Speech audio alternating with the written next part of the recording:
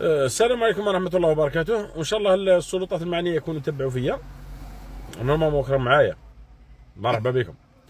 راه كان واحد من ورقلا راه يخرج في الفيسبوك بإذن الله نحوس عليه إذا لقيته. هذا راه داير عملية نصب واحتيال صغيرة، أي فما 50,000. يقول لك عندي طراشن، عندي الفراش، عندي الكوات، عندي المهم صوالح ساهلين اللي كاع الناس تقول لك مليحة. يقول لك نبعث لك، انا خاصني لافاسون، نخدم معاكم لافاسون. هو في ورق لا يبعث لك كيما احنا نقولوا ما فيش لف. يقول لك تبي ارجي نبعث لك ماشي مشكل. يقول لك برك نبعث لك مع كازيتور. يقول لك فارسي 50,000 برك حق الشركه ولا وشيه هذا يقول لك حق المصنع اجراءات 50,000 عاد ماشي حاجه كبيره. هيا هو بورا داير كيما النصابين تاع لي كرون هذوك كبار، يضرب على 50,000. يعني 50,000 اللي هي 500 دينار.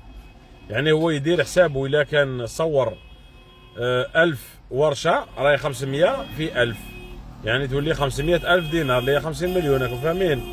إلا في 10,000 تولي 500 مليون. راكم تشوفوا الشيء يولي داير تاعي 50,000 تقول كاع تاعي. ايوا راك تريسكي. انتبهوا خوتي، انت هذا السيد كيما ما يجي يشوف الورشة وين راهي، ما هو عارفك لا صح تخيط ما تخيطش، ويبعث لك السلعه نورمال هكا صافي. قادر يبعث لك سلعه تاع 5 ملايين ولا 10 ملايين تفرس عليها 50,000. انا قلت له بعث لي ونفرسي لك. تفضوا بعث لي ونفرسي لك حق الشركه هذه، ولا على نفرسي لك انا تاع واش. خوتي حذري ثم حذري، ما تروحوش بالطمع.